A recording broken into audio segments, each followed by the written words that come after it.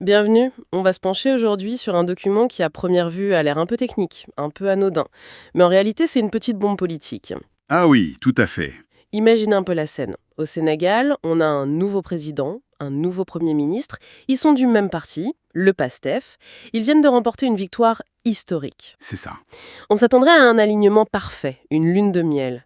Et pourtant, quelques semaines après, c'est leur propre parti qui publie un communiqué. Et ce communiqué, ça ressemble quand même beaucoup à un recadrage. Un recadrage en règle, oui. C'est un paradoxe fascinant. Notre objectif aujourd'hui, c'est vraiment de disséquer ce texte pour comprendre ce qu'il nous dit, des vraies lignes de force et peut-être des premières fissures au sommet du pouvoir. C'est un document qui est absolument crucial. Vraiment.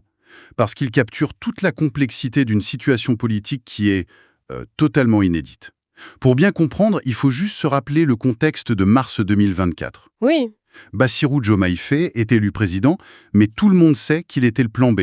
Le vrai leader, la figure charismatique du PASTEF, c'est Ousmane Sonko. bien sûr, qui ne pouvait pas se présenter. Exactement. C'est Sonko qui a désigné Faye. Et cette victoire, du coup, elle a créé un duo au sommet de l'État. D'un côté, Faye, le président de la République, la figure institutionnelle qui doit incarner l'unité, et de l'autre, Sonko, son Premier ministre, mais qui reste avant tout le chef incontesté, l'âme idéologique du parti. Un président par la fonction et un leader par le charisme. Et le détonateur de tout ça, de ce communiqué, c'est une déclaration du président Faye lui-même. Il a dit vouloir restructurer la coalition. Oui, Ce qui, sur le papier, semble assez logique pour un président nouvellement élu. ça paraît logique. Sauf que la réponse du parti, ça n'a pas été un simple «oui, monsieur le président». Loin, très loin de là. Le communiqué est une mise au point méthodique, presque chirurgicale. C'est un rappel des fondamentaux. Alors allons-y, le président suggère une réorganisation et son propre camp lui répond par voie de presse. Comment est-ce qu'il formule ça? Parce que j'imagine qu'ils n'ont pas juste dit non. Non, c'est bien plus subtil que ça. Et du coup, c'est bien plus fort. D'abord, le PSTF commence par une sorte de feinte. Il ne dit pas non. Il dit en substance, c'est une excellente idée, et d'ailleurs, on a déjà commencé sans vous. Ah, d'accord. Le communiqué rappelle que la restructuration est déjà en cours depuis l'élection, et surtout qu'elle est pilotée par la conférence des leaders et sa présidente Aïssatou Mbodj. C'est une façon très polie de lui dire de rester dans son couloir, en fait. C'est un peu merci pour l'idée, mais le dossier est déjà sur le bureau du comité de direction et il est bien avancé. C'est plus que poli, c'est stratégique. Il ne se contente pas de dire on y travaille. Il donne des preuves. Le texte précise que des documents, comme une charte, un règlement intérieur, ont déjà été rédigés, qu'ils sont en cours de validation. D'accord, il montre que c'est du concret. Il montre que la vision politique de l'avenir, de la coalition, elle se construit au sein du parti, pas à la présidence. Et pour enfoncer le clou, ils sortent un nouveau nom. Ah oui, le changement de marque. La coalition Diomaye président, c'est fini. Voilà. Mission accomplie. C'était une mission électorale. Et le nouveau nom proposé, c'est APT, Alliance patriotique pour le travail et l'éthique. Apte. Ce n'est pas anodin du tout. Patriotique, travail, éthique, ce sont les marqueurs idéologiques du PASTEF. C'est une manière de dire que la coalition, même élargie, doit adopter l'ADN du parti, pas l'inverse. On passe d'un nom centré sur une personne, le candidat, à un nom centré sur des valeurs, le projet. C'est exactement ça. C'est très clair. Mais jusqu'ici, on est dans le non-dit, dans la suggestion.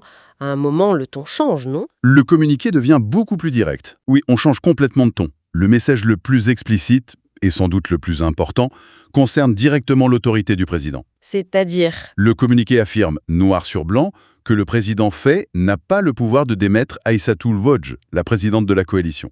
Et pour justifier ça, ils font une distinction sémantique qui est en fait profondément politique. Ils rappellent que Bassirou Diomaye Faye n'a jamais été le président de la coalition. Ah. Il en était le candidat. La nuance est énorme. Le candidat est au service d'un projet, le président d'une structure, lui, en est le chef. Voilà. Il lui rappelle qu'il a été porté par une machine politique sur laquelle il n'a pas de contrôle hiérarchique direct. Et enfin, le coup de grâce. Il y en a encore un? Oui, le parti rejette, je cite, catégoriquement toute initiative qui serait menée par Aminata Touré. L'ancienne première ministre de Macky Sall. Elle-même, en précisant qu'il ne partage ni ses valeurs ni ses principes. Là, la porte n'est pas juste fermée, elle est verrouillée à double tour. D'accord. Ce communiqué est un véritable millefeuille politique. À la surface, c'est une mise à jour administrative. Mais si on gratte, on voit que c'est un message codé envoyé à plusieurs personnes. La première, évidemment, c'est le président Diomaye Faye. C'est la cible principale, oui.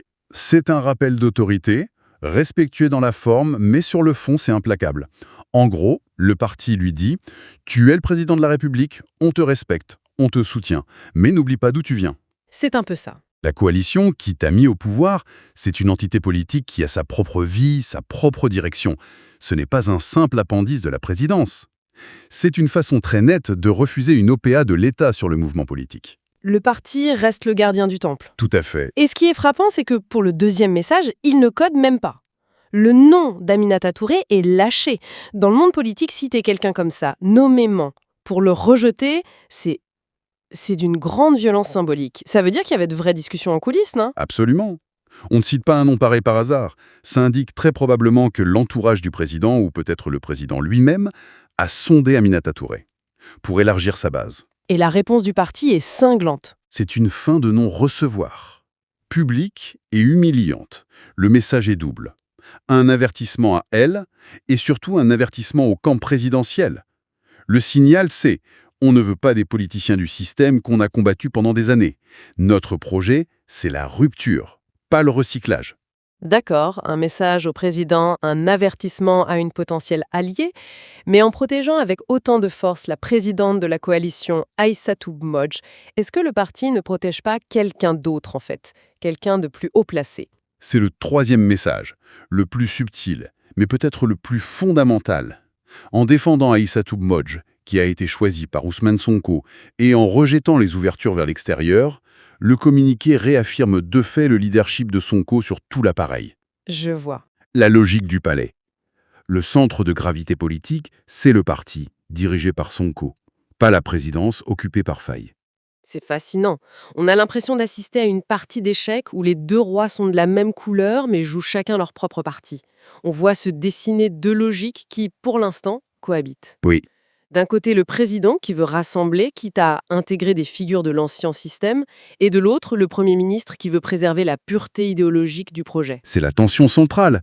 Et il faut être prudent, ce n'est pas un conflit entre deux ennemis. Ce sont deux alliés, ils ont besoin l'un de l'autre, mais leur fonction les pousse à adopter des stratégies différentes. D'accord. D'un côté, Bassirou Diomaye Faye. En tant que président, sa logique, c'est la stabilisation, le rassemblement. Il doit être inclusif. Son ouverture potentielle vers une technocrate comme Aminata Touré s'inscrit là-dedans. C'est de la réelle politique, la logique du pouvoir d'État. Une logique de chef d'État qui veut élargir sa base pour ne pas être prisonnier de son propre camp. Et en face, En face, on a Ousmane Sonko. Lui, il est le garant de la promesse initiale. Sa stratégie, c'est la défense de la ligne idéologique dure du PASTEF. Le patriotisme, la rupture. Il se méfie comme de la peste des alliances qui pourraient diluer le message. le message radical qui les a fait gagner. Exactement. Son soutien à Aïda Mbodj, qui est vu comme plus proche de la base militante, symbolise cette volonté de filtrer les nouvelles alliances, pour préserver ce que les sources appellent la continuité patriotique. Donc si je résume, Faye cherche à bâtir un pont, pendant que Sonko monte la garde sur ce même pont pour contrôler qui a le droit de le traverser. C'est un équilibre, mais qui repose sur deux logiques presque opposées. Ça a l'air d'une paix armée. Les sources que nous avons analysées doivent bien parler des risques, non? Qu'est-ce qui pourrait faire basculer tout ça? C'est la grande question, oui. Et les documents esquissent 3 scénarios possibles à moyen terme. Le premier, le plus souhaitable pour la stabilité du pays, c'est celui de la collaboration intelligente. Le scénario optimiste. Voilà. Dans ce cas, Faye et Sonko continuent de se parler, de se concerter en privé, de gérer leurs divergences. Ils comprennent que leur tandem, c'est leur plus grande force. Le communiqué serait alors vu comme un simple ajustement de début de mandat, une clarification. D'accord, la raison l'emporte, mais en politique, ce n'est pas toujours le cas.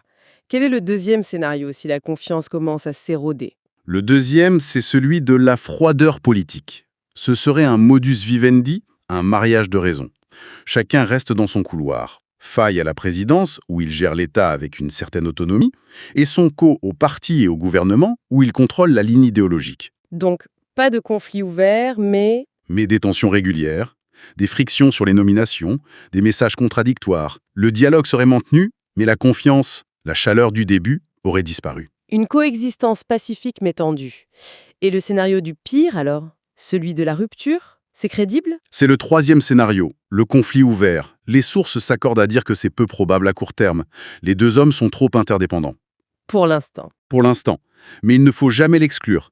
Ça pourrait arriver si le président, pour asseoir son autorité, s'appuyait de plus en plus sur des figures de l'ancien système. Et si Sanko et la base du PASTEF voyaient ça comme une trahison, un reniement. Et là, Là, Sanko pourrait être tenté de se réaffirmer comme le vrai garant de la révolution face à un président jugé trop conciliant. Et ce serait le scénario le plus dangereux pour l'unité de leur camp et la stabilité du pays. en conclusion, on comprend bien que ce communiqué du PASTEF est tout sauf anodin. C'est vraiment une pièce maîtresse pour comprendre la nouvelle architecture du pouvoir au Sénégal.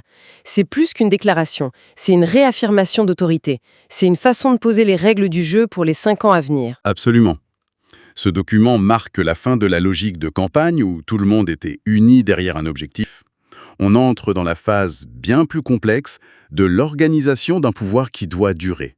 Et cette organisation révèle des visions qui ne sont pas toujours alignées. C'est le moins qu'on puisse dire.